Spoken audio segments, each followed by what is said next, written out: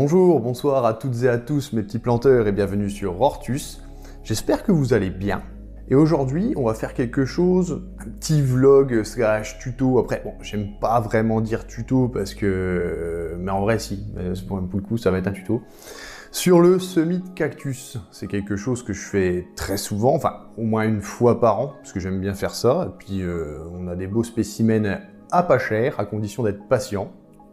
Donc c'est une méthode de semis un peu pas comme les autres. C'est vrai que c'est pas comme si on se met des radis ou des courgettes ou des trucs comme ça. Ça demande un peu de matériel et surtout ça demande des conditions d'hygiène assez rigoureuses. Ah oui, étant donné que les semis vont être dans une atmosphère chaude et humide pendant un gros laps de temps, parce que certains mettent plusieurs mois à germer, carrément.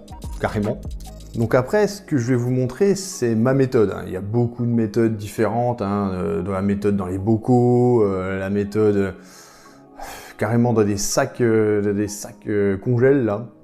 Mais moi, bon, j'ai ma petite méthode qui fonctionne assez bien, je l'utilise tous les ans, c'est à peu près la même, je varie un petit peu les compositions de terreau, j'adapte en fonction des espèces de cactus qui vont être semés.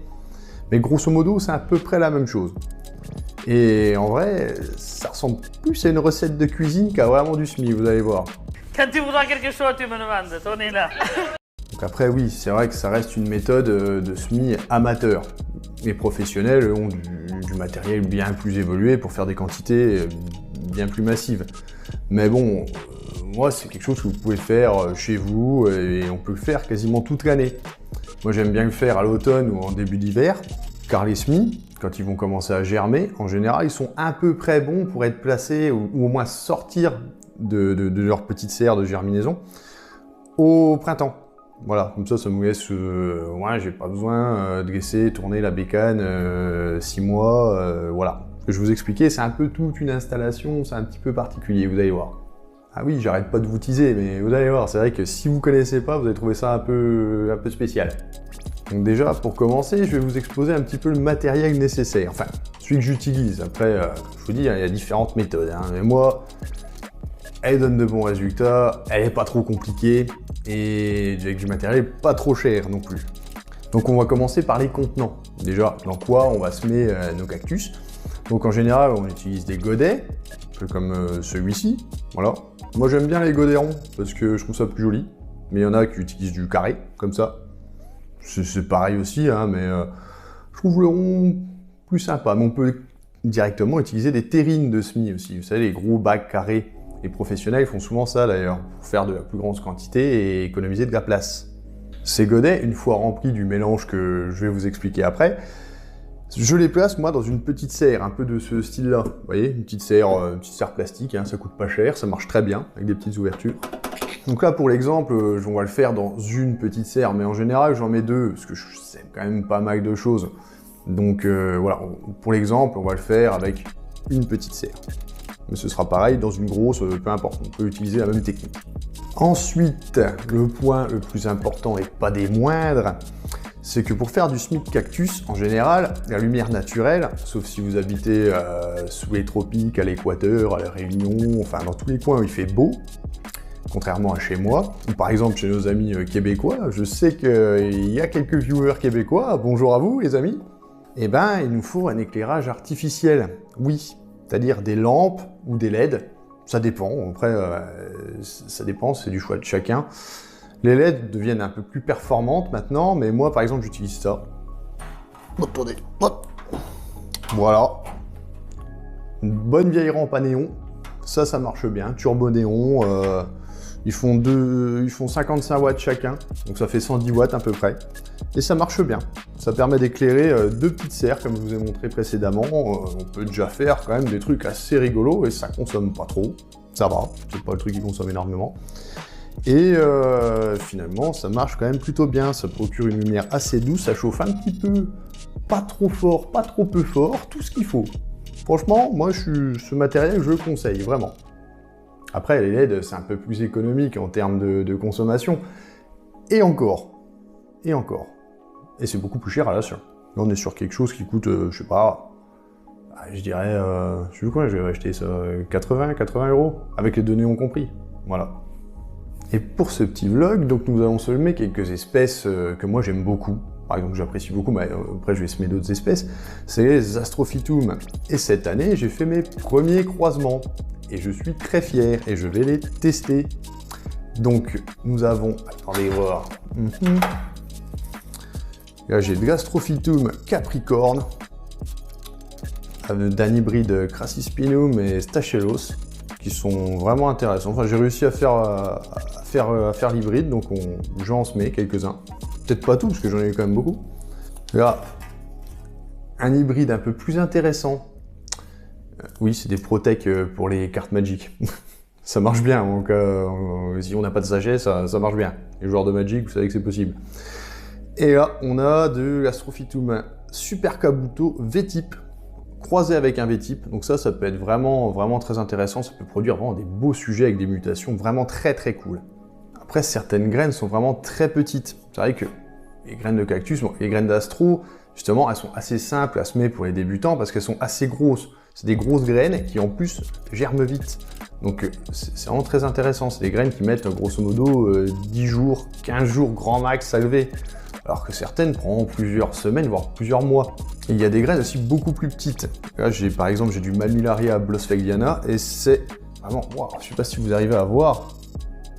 Pareil, c'est sur mon Mammillaria que je les ai récoltés, mais c'est vraiment minuscule, c'est tout fin. Ensuite, là, là, ça vient pas de chez moi, mais je vous parlerai de chez qui ça vient en fin de vidéo. Là, c'est de l'Asterias variegata X Akadaba, 5 côtes, donc ça, c'est quelque chose... Là, on est sur de la graine de qualité, de très bonne qualité. Et voilà à peu près ce qu'on va semer pour le moment. Donc voilà, c'était vraiment pour vous montrer quelques petites espèces assez sympas. Et c'est vrai que l'Astrophytum, ça déchire. L'Astrophytum, c'est la vie. Donc déjà, bien évidemment, avant de semer tous vos cactus, c'est-à-dire avant de faire vraiment votre préparation, lavez bien tout le matériel. Tout, lavez tout, la petite serre, les petits pots, tout. Il faut absolument tout laver, tout décaper, il faut que ce soit nickel, que ça brille, qu'il n'y ait pas un brin de terre qui traîne. Vous allez voir pourquoi après. Ensuite, je vais vous montrer un petit peu comment je fais mon mélange pour le terreau. Donc après, il y a plusieurs mélanges possibles aussi. Il y a beaucoup de gens qui utilisent des choses que moi, je ne vais pas utiliser. Par exemple, la perlite, la pumice, enfin, des éléments minéraux ou des types de terreau qui ne se trouvent pas forcément partout, mais qui sont assez bien utilisés. Bon, après, je les utilise de temps en temps, mais pas pour ce genre de semis, je les utilise pour autre chose. Pour que les proportions que j'utilise pour mon substrat soient un petit peu plus faciles à cerner, je vais utiliser un verre de 25 centilitres, comme ça. Donc oui, je vous disais que ça allait être de la cuisine, ça va vraiment être de la cuisine. Donc pour la base du substrat, je m'embête pas trop, je prends du terreau à cacté qu'on trouve dans le commerce, en jardinerie, et je prends 3 parts, comme ça. Donc je remplis 3 verres. Bon après, on peut multiplier bien sûr en fonction des quantités qu'on a besoin, mais c'est pour vous montrer que ça va faire 4 parts bien distinctes. Donc 3 comme ça, 3. Ensuite, j'y ajoute une demi-part de sable de Loire, le sable qu'on trouve par exemple dans le rayon aquarium. Il va très bien et il est vraiment nickel, c'est du sable naturel, donc il n'y a pas de souci, moi je le rince même pas, il va très bien comme ça. Oui, j'utilise que cette proportion en sable, car en général dans les terreaux à cacté du commerce, ils contiennent déjà du sable. J'aime juste en rajouter un petit peu, car il est un peu plus gros et ça draine mieux que le sable qui est présent en général dans ces substrats-là qui sont assez fins. Ensuite, et ça c'est ma petite touche personnelle, et oui, la touche du chef, je rajoute en général une demi-portion, pareil, d'Akadama. Voilà, l'Akadama c'est ça. Alors l'Akadama c'est un substrat spécial normalement pour le bonsaï, qui est une sorte d'argile, si vous voulez, un peu cuite, qui va permettre de retenir vraiment l'eau, les minéraux, et qui va un petit peu donner un peu de corps, si vous voulez, à tout ça. C'est vrai que l'Akadama, c'est un élément que j'aime beaucoup et que j'utilise dans beaucoup, ça peut aller dans beaucoup de plantes d'ailleurs. C'est vraiment quelque chose qui est un peu sous-utilisé chez nous, je trouve. Les Japonais, eux, utilisent beaucoup, pas que pour les bonsaïs. Donc une fois que vous avez mis tout ça dans un gros tupperware, enfin gros, ça dépend de vos besoins, un truc genre comme ça, moi j'ai fait ça pour vous montrer. Vous secouez bien, pour bien mélanger ensemble, voilà, que ce soit bien homogène. Vous regardez, que tout soit nickel. Ah, je vous dis, on a l'impression de faire une Charlotte. Donc vous secouez, jusqu'à temps que tout soit bien mélangé, bien homogène, et vous mettez ça au micro-ondes direct. Ça va désinfecter tout. Vous mettez ça au micro-ondes 3 minutes, histoire que ce soit bien chaud. histoire de bien désinfecter tout le substrat. Ça tuera tous les spores de champignons, plein de choses qui sont vraiment pas top. Étant donné que les semis restent longtemps en incubation, ça augmente énormément, surtout qu'ils sont à l'humidité au chaud, les chances de développer des champignons pathogènes ou des mauvaises bactéries. Donc c'est vraiment essentiel de bien stériliser le substrat, et le moyen qu'on a à la maison de le faire, qui est assez facile, on n'y pense pas beaucoup, c'est le micro-ondes. Et oui, donc vous mettez 3 minutes à fond, et vous brûlez pas en sortant, parce que ça va être super chaud. Et voilà, donc voilà, vous avez votre substrat qui est bien stérilisé. Moi j'ai jamais eu de problème par la suite. Et une fois que tout ça est cuit, enfin prêt, vous allez pouvoir remplir vos petits pots de ce mélange directement. Et ensuite venir y placer vos graines en faisant attention de ne pas faire trop d'amas. Si vous voulez essayer de les distancer quand même relativement, elles sont quand même proches, mais faites pas des gros paquets. Voilà. Une fois que vous avez rempli tous vos petits pots, mettez-les dans votre petite mini-serre. Ça fait beaucoup de fois petit truc, hein. Et ajoutez-y un fond d'eau. En général, il ne faut pas faire ça, hein, mais dans ce cas-là, pour que tout cela reste bien à l'humidité, que ce soit bien avec une humidité maximale, vous pouvez laisser un petit fond d'eau. Et en général, pour l'arrosage, en tout cas pour le premier arrosage des cactus, des semis de cactus, j'utilise de l'eau en bouteille. Bon, je sais que c'est pas trop bien de faire ça, mais prenez une eau minérale classique, au moins vous êtes sûr de pas être embêté, hein. C'est adapté pour les bébés, donc normalement il n'y a aucun germe, normalement tout est ok. Et une fois que tout est bon, moi, par précaution, pareil, en général, je vaporise quand même un petit peu d'une solution peu dosée en bouillie bordelaise, hein. Je vous mettrai les dosages ici. Par-dessus pour être sûr vraiment qu'il n'y ait aucun champignon qui se développe. Et pour finir, je place le tout thermostat 4, non, je rigole, non, je place le tout 16 heures allumé sous lumière artificielle, donc sous néon, sous LED, peu importe, hein, mais 16 heures, je trouve que c'est un bon compromis. Ça permet d'avoir une bonne luminosité, une bonne période où ça va chauffer.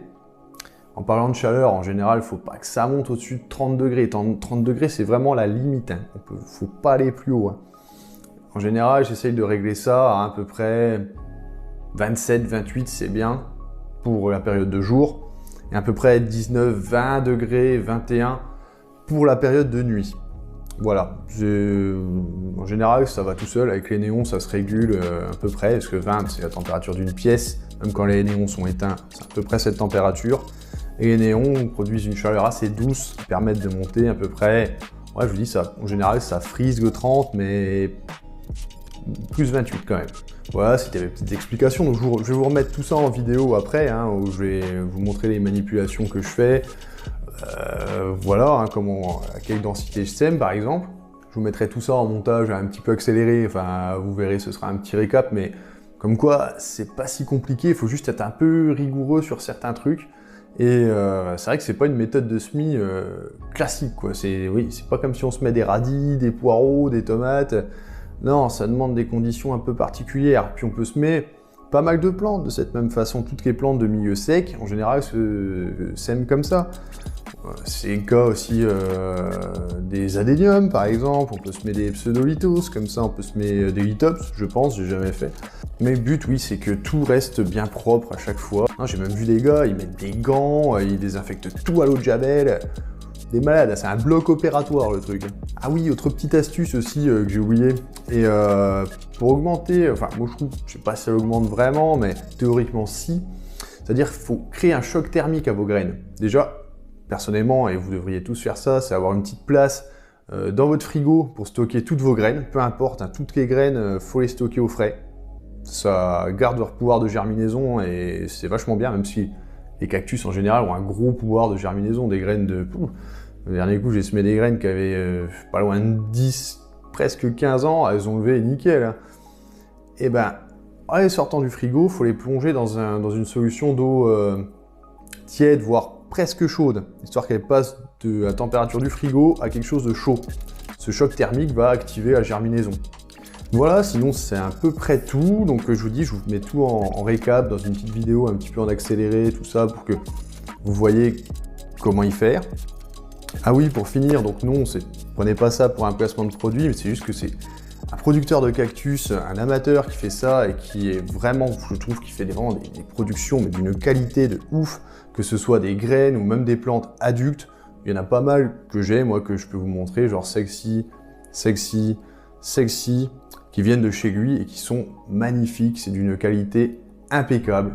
Donc il a une page Facebook qui s'appelle Cactus Imas. Si vous voulez aller y faire un tour, il propose justement ses plantes et ses semences qu'il fait lui-même, qui sont pareil, d'une qualité de ouf malade. Le mec, c'est un fou, c'est un déglingo. Donc si un jour vous voulez vous mettre au cactus de collection, parce que c'est vrai que c'est pas du cactus qu'on trouve pour mettre sur son frigo, voilà. Là on est sur du cactus de collection, il fait beaucoup d'astrophytum, beaucoup de gymnocalcium de collection aussi qui sont magnifiques, avec des couleurs superbes.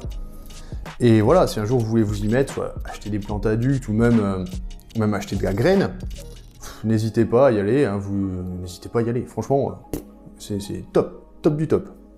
Et voilà un petit planteur, on va se laisser ici et j'espère que ce petit vlog, un petit peu à la coup, ça vous aura intéressé, parce que c'est vrai que c'est quelque chose qui n'est pas forcément très courant, le Smith Cactus, mais bon, c'est vrai que moi ça fait plus, plus de 10 ans, à peu près plus de 10 ans que je fais ça. De temps en temps, quand j'ai le temps.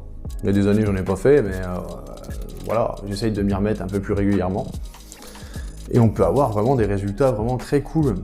Donc comme ça, par exemple, ceux-là c'est ceux de l'année dernière. Voilà, ceux-là aussi. Ceux-là aussi. Voilà, par exemple. Et c'est vrai que le prix des graines est beaucoup inférieur au prix des plantes adultes. Et, évidemment, parce que pour avoir un beau sujet adulte, ça prend des années. Pas comme les philodendrons, par exemple. Bref, mais c'est un autre débat. Je pense que je ferai un vlog là-dessus, un de ces quatre aussi. Il y en a qui sont d'accord avec moi, je le sais. Et voilà, mes petits planteurs, donc je vous laisse là-dessus, avec le petit récap à la fin. Et surtout, n'hésitez pas à vous abonner si vous avez envie. N'hésitez pas aussi à partager la vidéo si ça pourrait intéresser des gens que vous connaissez, par exemple. Vous pouvez aussi nous suivre maintenant sur Twitter, @Hortus090. Vous pouvez aussi nous retrouver sur Facebook,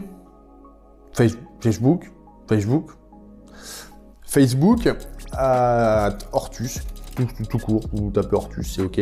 Et voilà, et n'hésitez pas, bien évidemment, à cultiver et à vous cultiver. Allez, à ciao les planteurs!